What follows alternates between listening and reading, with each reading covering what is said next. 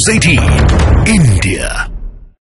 PM की बात कर ली उन्होंने कहा कि ईडी, सीबीआई, ये तमाम एजेंसीज जो हैं वो उनका दुरुपयोग आपकी पार्टी कर रही है, और राम मंदिर तक को ये कह दिया गया कि वो चुनावों के मद्देनजर वो सारा आयोजन किया गया, ये भी कह दिया गया है। तो इन सब पर क्या जवाब है सर आप? देखिए, पहली बात ये है कि दिग्विजय भाई साहब ने जो है वो भी बहुत विस्तार से गुजरात, बिहार का चुनाव, ये चुनाव, वो चुनाव, जितने भी पिछले 10 सालों में चुनाव हुए उन सबका विश्लेषण किया।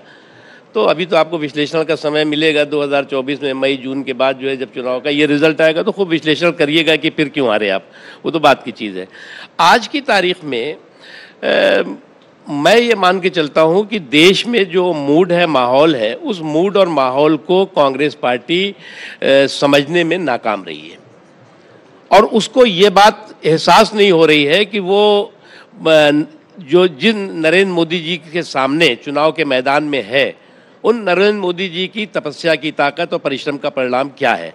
आज नरेंद्र मोदी जी जो है वो कोई परिवार के पालने से पैदा होकर के, जो आपने कहा ना डायनेस्टी, बिल्कुल सही है। डायनेस्टी की जब हम बात करते हैं तो आपके यहाँ की जो डायनेस्टी है और जो और लोग आपने नाम बताए, कोई इनमें से ऐसा नहीं है जो ये कह सके कि वो प्राइम मिनिस्टर बनेगा, कोई ऐसा नहीं है जो कह सके कि हमें एमपी का टिकट भी मिलेगा।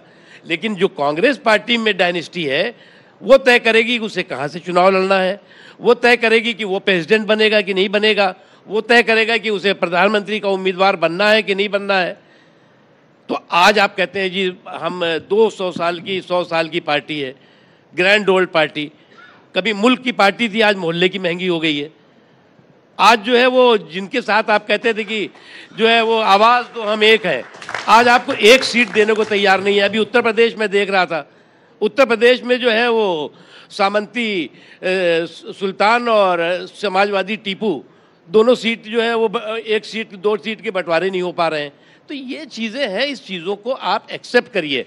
आप मोदी बैशिंग करके या मोदी जी को आप जो है वो दुष्प्रचार उनके खिलाफ करके उनको जो है वो गाली दे करके अपना भला नहीं कर सकते।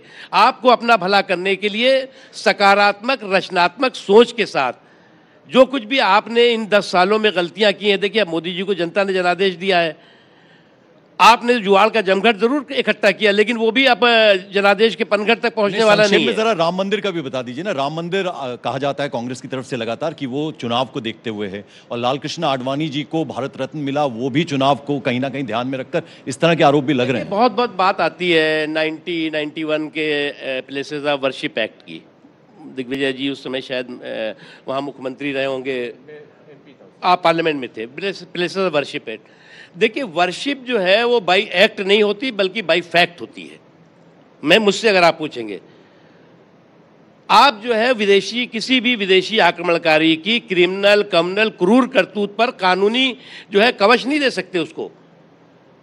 और इस देश में आप जो है वो इस देश में जो है वो लगभग 80% से ज़्यादा हिंदू हैं, 6,45,000 टेम्पल्स हैं, और लगभग 12 करोड़ जो है वो मुसलमान है, 6 लाख मस्जिदें हैं। तो इस देश का कहाँ सेकुलरिज्म खतरे में हो गया, जो कांग्रेस पार्टी और जो उनके जो सेकुलर सूरमा चिल्ला चिल्ला करके लोगों में भय और भ्रम का माहौल पैदा कर रहे हैं।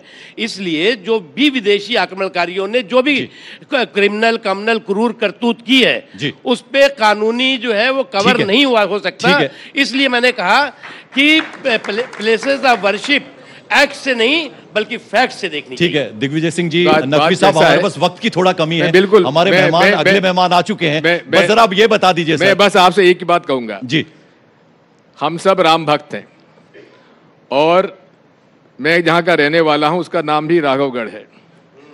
बात यह है कि पूरे देश में संघ, वीएचपी और भाजपा ऐसा माहौल बना रही है जैसे कि राम लला को वे ही कहीं से लेके आए हैं, और इतने आप ताकतवर हैं, राम लला को आप ले आए। अरे भाई, विदेशों से भगौड़े जो यहाँ से पैसा लेकर गए हैं उनको तो लेके आ जाते हैं। तो एक मिनट, दिग्विजय जी जो आयोजक थे उन्होंने लेवल प्लेइंग फील्ड दी थी, आपको भी बुलाया था, लेकिन आप जो है वो बाउंड्री के अंदर के बजाय बाउंड्री के बाहर से बाउंसर कर रहे थे। अब देखिए बात बिल्कुल आउट ऑफ फील्ड सवाल का जवाब दे दीजिए। 2024 में क्या होने जा रहा है, चुनाव में क्या होने जा रहा है? जो जनता चाहेगी बैलेट पेपर से करा लीजिए, पता पड़ जाएगा। नकवी साहब, देखिए 2024 में इनका नारा है मोदी हटाओ, जनता का नारा, जनता का संकल्प है कि मोदी की हैट्रिक बनाओ, मोदी की जीत की हैट्रिक बनाओ, और सबको मालूम है जीत की हैट्रिक बन रही है। चलिए जनता जनार्दन है वो डिसाइड एक करेगी। बात बहुत है, एक शुक्रिया। बात प्रशांत जी, ये जो ताली बजाने वाले, आपने बीजेपी के लोगों को बुला लिया, कांग्रेसी को नहीं बुलाया आपने। नहीं, ये आप गलत आरोप लगा रहे हैं। देखिए आप अकेले बहुत काफी बहुत हैं। शुक्रिया हमारे साथ चर्चा में जुड़ने के लिए दिग्विजय सिंह जी और मुख्तार अब्बास नकवी साहब, बहुत बहुत शुक्रिया। और इसी को कहते हैं चौपाल।